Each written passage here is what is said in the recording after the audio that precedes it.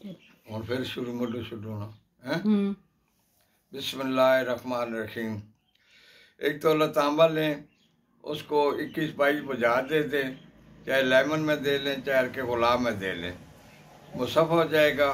फिर ईट कली ले लें, हस्बे ज़रूरत, नीचे कली बिछाएं, ऊपर हड़ताल रखें, ऊपर फिर तांबा रखें, फिर ऊपर हड़ताल रखें।